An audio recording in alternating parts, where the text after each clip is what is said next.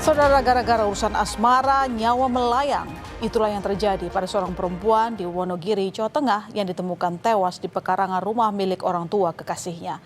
Korban sebelumnya dilaporkan hilang tanpa jejak sejak lebih dari 2 bulan lalu.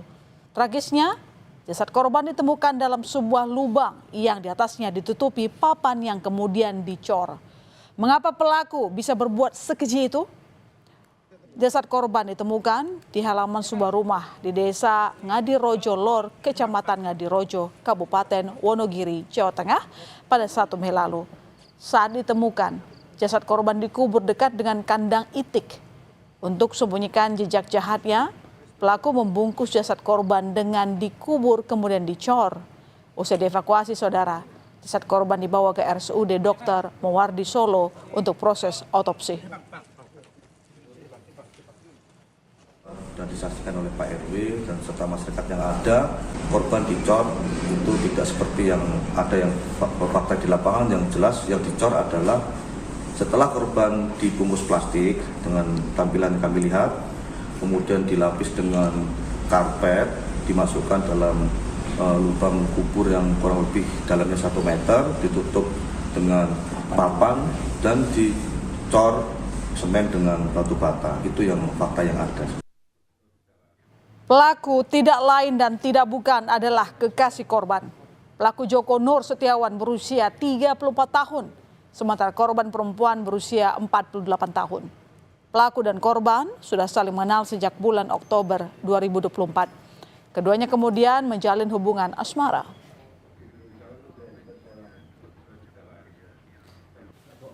Kejadian berawal saat pelaku datang ke rumah orang tuanya bersama korban dan ternyata orang tua pelaku sedang tidak berada di rumah. Pelaku memang ingin bertemu dengan korban usai korban memintanya untuk menikahinya. Namun permintaan korban ditolak pelaku. Pembicaraan itu berujung cekcok hingga pelaku yang juga kekasih korban nekat menganiaya korban hingga tewas. Pelaku yang mengetahui korban meninggal dunia kemudian mengubur jasad korban di halaman belakang rumah orang tua pelaku dekat dengan kandang itik. Jasad korban dibungkus plastik dan kain jarik lalu dikubur. Polisi bilang pelaku sempat membeli semen dan mengecor kuburan sang kekasih. Hal ini tak lepas dari niat pelaku untuk menyembunyikan kejahatannya. Bukan tanpa sebab pelaku menolak permintaan korban untuk dinikahi. Rupanya, saudara, pelaku sudah memiliki istri yang sah dan korban hanya menjadi selingkuhannya. Korban yang terus meminta pelaku untuk dinikahi membuat pelaku naik pitam hingga penganiayaan itu terjadi.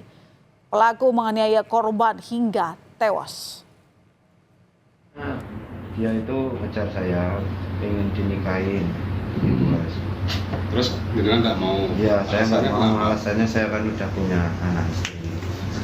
Terus selain itu ada motif lain? Ya, motifnya yang lain itu aku punya tabungan. Ya, pinjaman. Berapa? 15 juta. Terus caranya membunuh dengan cara bagaimana? Dengan saya cekek. Ya. Dari belakang. Kasus pembunuhan ini terungkap saat polisi memeriksa keluarga korban. Keterangan keluarga, korban terakhir kali keluar rumah bersama pria bernama Joko Nur Setiawan yang merupakan kekasih korban. Kemudian polisi memeriksa orang tua pelaku dan akhirnya mengungkap asal-usul di balik hilangnya korban sejak 14 Februari 2025. Kejadian ini membuat warga dusun Brubuh, Wonogiri kaget. Pasalnya tidak pernah mendengar adanya kegaduhan hingga ditemukannya jasad korban. Ada bapak-bapak polisi dari Polsek Ngadirojo gini-ginian saya tanya Pak. Saya tanya terus katanya ada mayat. Jadi kan itu kaget. Kaget. Sebelumnya masih nggak tahu? Nggak tahu. Bahkan katanya kejadian di sini apa-apa itu nggak ada yang tahu. Pelaku nggak pernah ada di sini. Gitu. Pelaku kan udah punya keluarga sendiri di Brono apa mana itu. Tadi yang di sini rumah dari bapak pelaku. Kakak korban Yunianto bercerita, adiknya pergi meninggalkan rumah pada 11 Februari 2025 lalu. Saat pergi, korban tidak berpamitan dengan keluarga. Dan saat itu, keluarga juga tidak curiga lantaran sebelum pergi, korban yang berstatus sebagai orang tua tunggal sempat mengantar putranya pergi ke sekolah. Namun setelah itu korban tidak kembali ke rumah. Akhirnya pada 14 Februari 2025 keluarga korban melakukan pelaporan orang hilang ke polisi. Pamitan, tidak ada yang dipamiti atau enggak. Karena paginya masih sempat ngantar sekolah putranya yang masih SMP kelas 1, 2 anak semuanya, 2 anak. Mudah-mudahan tersangka diadili dengan seadil-adilnya untuk kedepannya atau selanjutnya itu kebijakan dari kepolisian. Saya yakin kepolisian bisa mengungkap sebersih-bersihnya dan seadil-adilnya.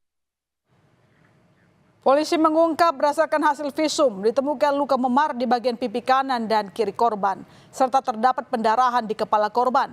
Kepada polisi, pelaku mengaku melakukan penganiayaan berulang kali di bagian kepala korban dengan tangan kosong. Bahkan kepala korban sempat membentur pondasi rumah. Korban sempat berteriak minta tolong, namun mulut korban dibekap pelaku. Memang saat kejadian, lokasi di sekeliling rumah orang tua pelaku dalam keadaan sepi.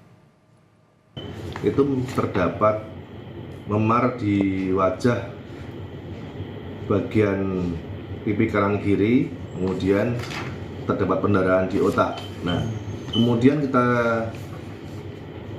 periksa pemeriksaan tambahan terhadap tersangka. Tersangka mengakui bahwa setelah dicekik korban jatuh, itu kemudian korban dipukuli berulang kali sehingga korban meninggal dunia. Dalam keterangan tambahan, polisi mengungkap fakta baru terkait pembunuhan perempuan yang jasadnya dicor oleh kekasihnya. Pelaku ternyata telah merencanakan niat jahatnya sehari sebelum korban dibunuh. Selain pelaku menolak untuk dinikahi, ada motif lain di balik kasus ini. Pelaku emosi lantaran korban menanyakan mobilnya yang direntalkan oleh pelaku. Namun rupanya mobil tersebut justru digadai oleh pelaku. Atas perbuatannya, pelaku terancam hukuman mati atau seumur hidup. Bagaimana tersangka ini terlebih dahulu merencanakan pembunuhan tersebut. Jadi tanggal 10 malam itu tersangka sudah merencanakan apabila korban ini masih menanyakan terkait keberadaan mobil dan uang sewa, serta masih menuntut untuk dinikahi, maka tersangka ini akan membunuh korban di rumah bapaknya. Kenapa di rumah bapaknya? Karena tersangka ini mengetahui apabila di jam kejadian tersebut biasanya bapaknya sudah berada di rumah karena bekerja. Lagi dan lagi hubungan asmara menjadi motif yang melatar belakangi pembunuhan perempuan. Pada umumnya, pria diposisikan sebagai punya kuasa dalam hubungan dan perempuan diposisikan lebih rendah.